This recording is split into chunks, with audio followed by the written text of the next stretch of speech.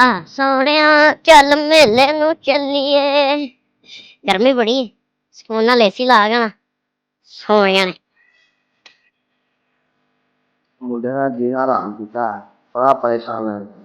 घर आ लैंदे जी खैर जी दुआ लैंदे। सलाम अलैकुम अब्बा जी। मैनू ना नींदर बड़ी आई है तो मैं एसी चला के सोन लगा हाँ तो मैनू हुण बुलाना नहीं। वेला आ गई सारी रात बाहर है तेसी सुवावा तेन मैं प्यो बीमार है ते सारी बाहर फिर गंदी लादा समझ चंगा मेनू किथों जम पिया घर मेरे। बस अब्बा बस, मैनू हुण रोकी ना। बेरोजगारी के ताने मैनू रोज मिलते ने इस घर चो। मैं हुण कुछ बन के घर वापस आवांगा। ठीक है मैं कल्ला ही ठीक हाँ, देख ला की बन के आना तू जा।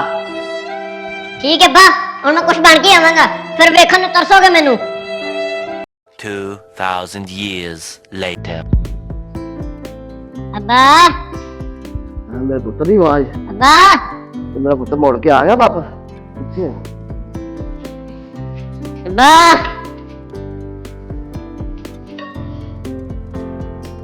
हाँ पुत्र तेने की होया किथे प्यो कदे छड़ के चला गया किथे चला गया तू? अब्बा मैनू बड़ियां गल्लां सुनाइयां सी ना, मैं भी तुहानू कहा सी कि मैं कुछ बन के आवांगा।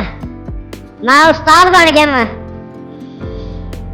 हाँ पुत्र उस्ताद बन गया, बच्चों ने पढ़ाना तू पुत्र? नहीं अब्बा, मैं बच्चे नहीं पढ़ाऊंगा।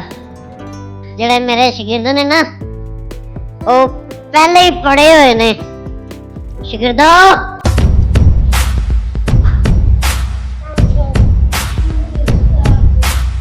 आ मेरे नशई शागिर्द ने।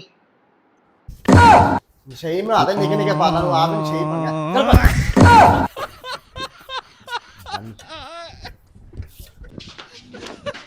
Alles